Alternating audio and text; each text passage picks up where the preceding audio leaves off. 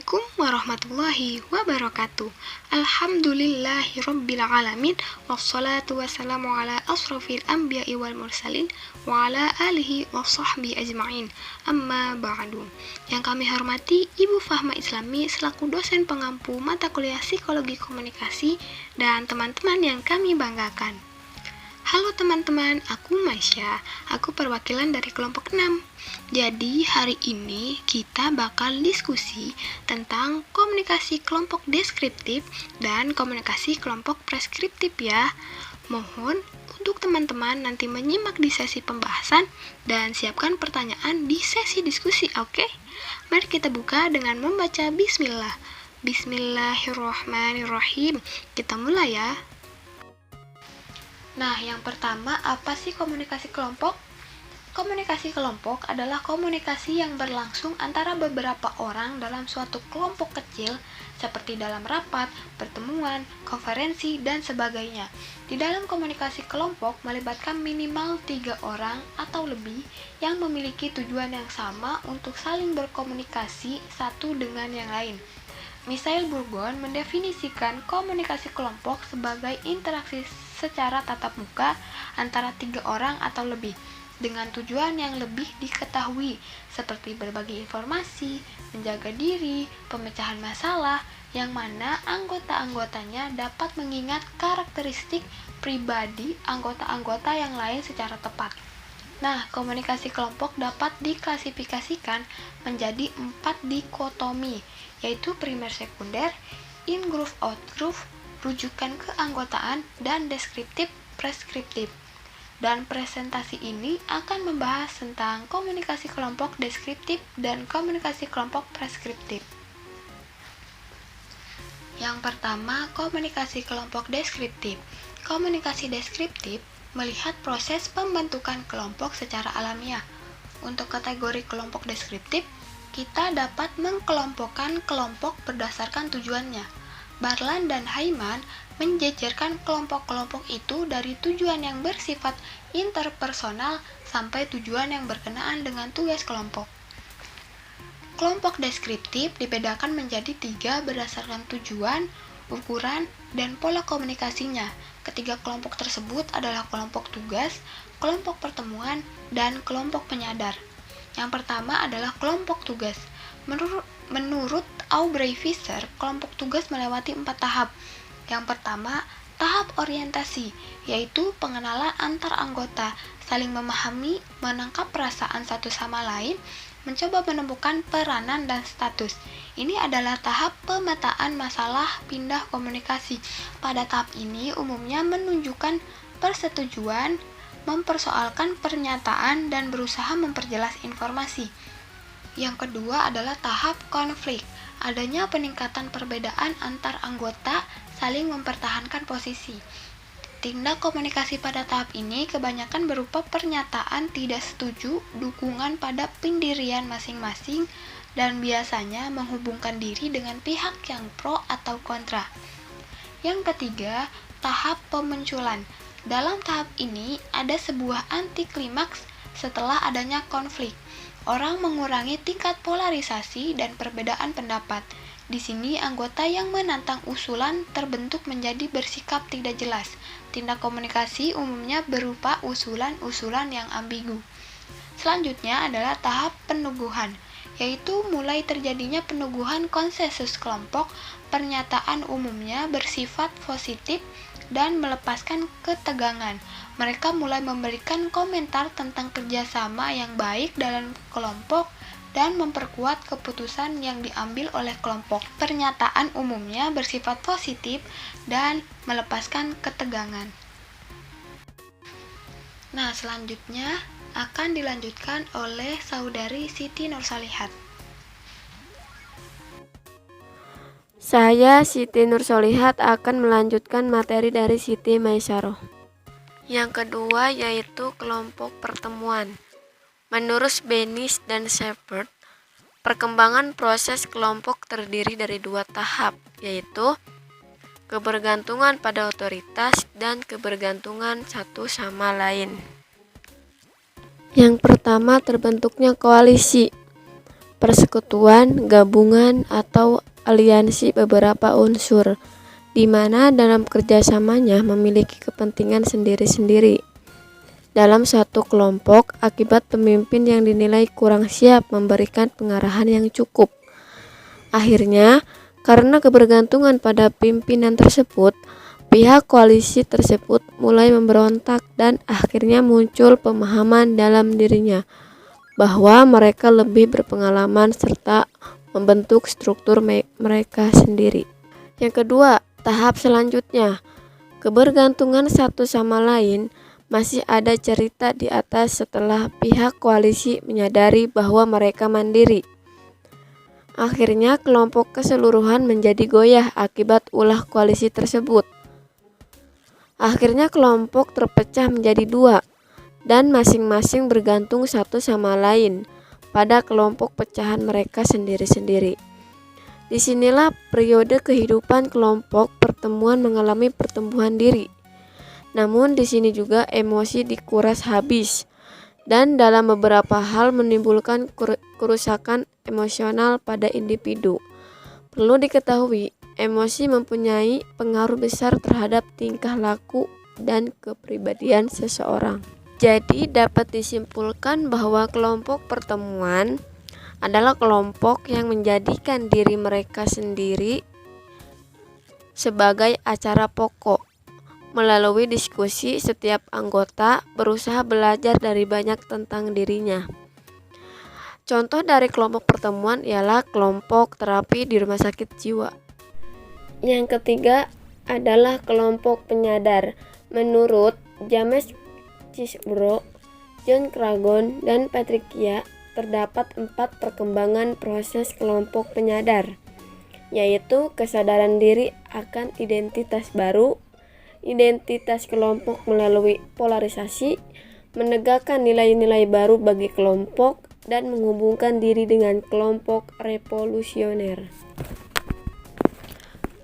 Tahap pertama dari kelompok penyadar yaitu kesadaran diri akan identitas baru. Maksudnya, para anggota kelompok harus terdiri dari orang-orang yang mempunyai karakteristik yang menjadi dasar pembentukan kelompok. Proses diskusi kelompok terdapat dimulai dengan kisah pribadi. Seorang anggota menceritakan pengalamannya ketika ia ditindas oleh kelompok yang sudah mapan. Wanita menceritakan pengalamannya dianiaya oleh kaum pria. Cerita ini akan mendorong anggota lain untuk memisahkan cerita yang sama. Gairah kelompok meningkat seperti tampak pada suasana riang karena mereka merasa memiliki pikiran yang sama.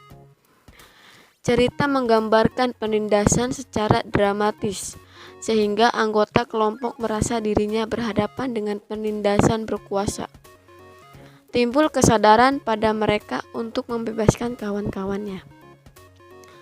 Tahap yang kedua adalah identitas kelompok melalui polarisasi.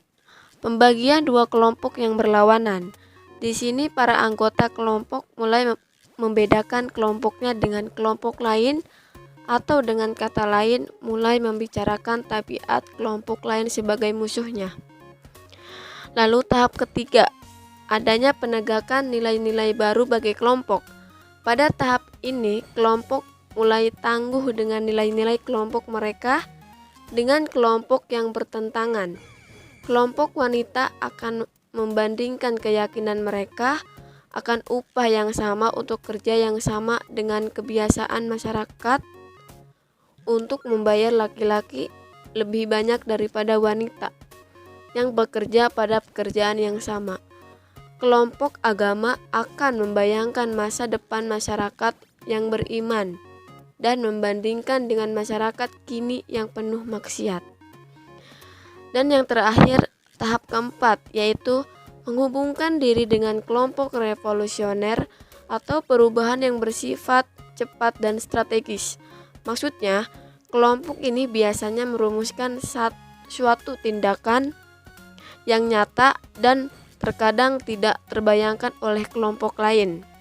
Untuk mempertahankan keyakinan kelompok mereka, hal itu biasanya terilhami dari kelompok lain yang sepaham dengan keyakinan kelompok mereka. Kombinasi cara ini ternyata sangat efektif untuk menimbulkan perubahan identitas sosial dari anggota-anggota yang berperan serta di dalam diskusi kelompok. Oke, baiklah, untuk materi selanjutnya akan dijelaskan oleh Saudari Neng Iteng Lia Meganda. Selanjutnya, saya Neng Iteng Lia Meganda akan menjelaskan bagian komunikasi kelompok preskriptif. Kelompok preskriptif ini mengacu pada langkah-langkah yang harus dilalui oleh anggota kelompok untuk mencapai tujuannya. Ceragan dan Wright mengkategorikan ada 6 format kelompok preskriptif.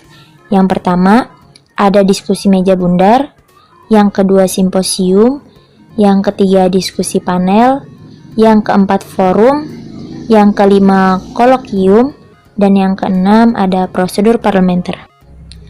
Saya akan menjelaskan satu persatu dari keenam format yang sudah disebutkan, mulai dari diskusi meja bundar.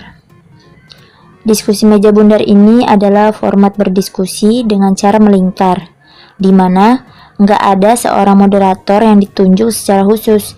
Di dalam format ini juga, individu boleh berbicara kapan saja tanpa ada agenda yang tetap. Waktunya juga yang tidak terbatas, dan setiap anggota kelompok punya kesempatan yang sama untuk berpartisipasi. Dan diskusi meja bundar ini bersifat informal. Contoh dari diskusi meja bundar ini yaitu diskusi dalam belajar kelompok. Yang kedua ada simposium. Biasanya simposium ini menyajikan informasi untuk dijadikan sumber rujukan khalayak dalam mengambil keputusan.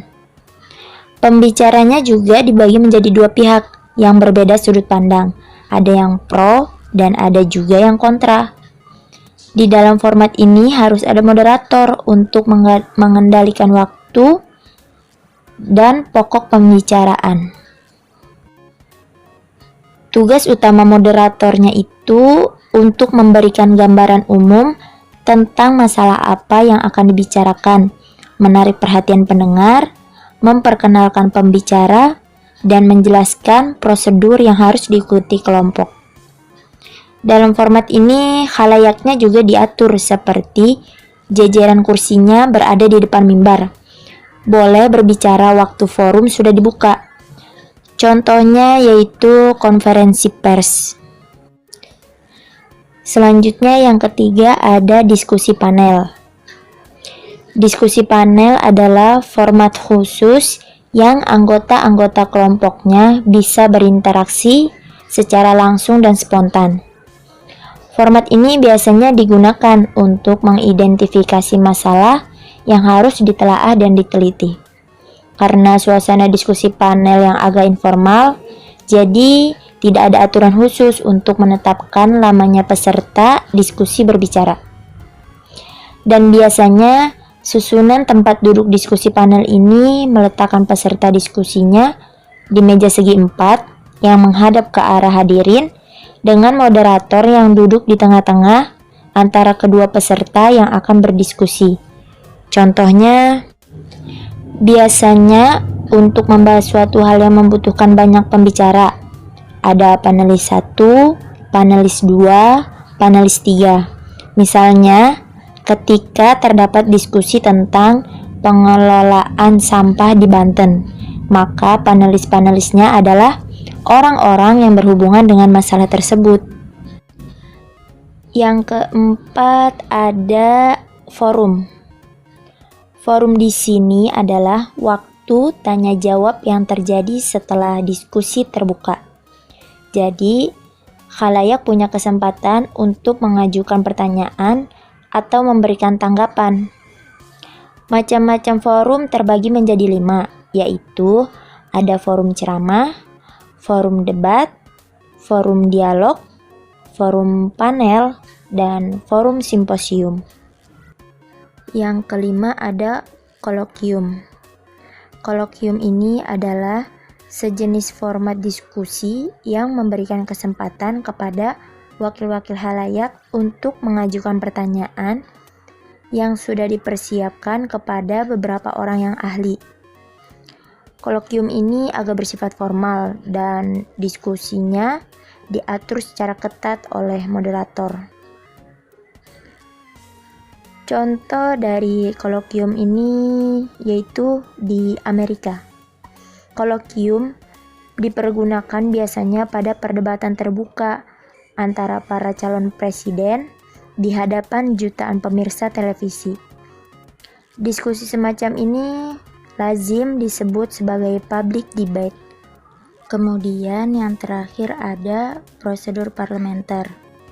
Format ini adalah format diskusi yang secara ketat mengatur peserta diskusi yang besar pada periode waktu yang tertentu ketika sejumlah keputusan harus dibuat.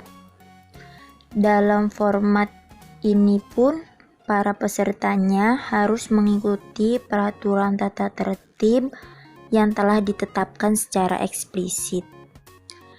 Ada juga kelebihan dan kekurangan pada prosedur parlementer ini. Dari kelebihan prosedur parlementer, yang pertama, diskusi ini akan berjalan sangat teratur karena terdapat peraturan tata tertib selama mengadakan diskusinya. Yang kedua, secara ketat memaksa kelompok mendiskusikan hanya satu persoalan pada satu saat. Ada juga kekurangan dari prosedur parlementer ini, yaitu yang boleh bicara diatur oleh ketua, sehingga orang lain yang punya ide-ide kreatif akan tersendat bila tidak ditunjuk oleh ketuanya. Yang kedua, segala hal ditentukan dalam sidang sehingga sudah dapat diramalkan waktu bicara seseorang. Contoh dari format prosedur parlementer ini adalah sidang di parlemen. Baiklah, selanjutnya akan diteruskan oleh Saudari Nur Azizah Ika Yulianti. Baik, saya Nur Azizah Ika Yulianti akan membahas tentang sistem agenda pemecahan masalah. Dalam pembahasan komunikasi kelompok preskriptif, ada 3 pola pemecahan masalah yang telah dimodifikasi oleh para ahli, yang diilhami oleh proses berpikir reflektif dari John Dewey. Dan urutan pemecahan masalahnya yaitu 1. Urutan pemecahan masalah kreatif. 2. Urutan berpikir reflektif. 3. Urutan solusi ideal. Nah, maksud dari pembahasan ini adalah kita mencoba untuk menelusuri cara pemecahan masalah yang sistematika di dalamnya berbeda dari yang detail sampai simpel atau sederhana. Yang pertama yaitu urutan pemecahan masalah kreatif. Sistem ini termasuk sistem pemecahan masalah yang lengkap dan sangat tepat untuk melahirkan gagasan baru. Urutannya mengutip dari Brilhart, yaitu 1. Memahami permasalahan secara rinci dari topik permasalahannya, perencanaan hasil akhir, dampaknya, lalu mengumpulkan referensi, penyebab masalah, dan membicarakan tentang hambatan. Yang kedua, mengumpulkan saran untuk mencari langkah awal dalam penyelesaian masalah. Yang ketiga, menentukan standar relatif yang digunakan serta memikirkan kelebihan dan kekurangan standar tersebut. Lalu, yang keempat, keputusan bagaimana penyelesaiannya. Yang kelima, adanya tindak lanjut dan pemeriksaan. Yang kedua yaitu urutan berpikir reflektif. Dalam urutan pemecahan masalah ini, dianjurkan adanya kritik sebelum menentukan pemecahan masalah. Urutannya adalah memahami masalah, mengumpulkan solusi dan alternatif untuk kriteria pemecahan, menentukan salah satu solusi dan alternatif untuk kriteria pemecahan, menentukan salah satu solusi, kemudian melakukan tindakan. Dan yang ketiga yaitu pola solusi ideal.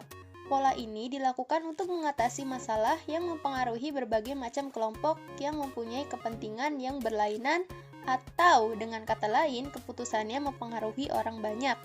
Yaitu pertama sama dengan sebelumnya, yaitu memahami permasalahannya. Kemudian menentukan pemecahan masalah ideal ditinjau dari berbagai kepentingan kelompok atau individu. Lalu memikirkan hasil dari solusi yang akan dilakukan dan bagaimana menyelesaikan solusi tersebut. Selanjutnya, saya kembalikan pada Saudari Siti Maisaroh. Itulah tadi materi yang sudah bisa kami sampaikan. Dan sekarang kita masuk ke sesi diskusi. Sesuai arahan Ibu Fahma, kita lanjut diskusi kita di Google Classroom ya. Terima kasih telah menonton. Wassalamualaikum warahmatullahi wabarakatuh.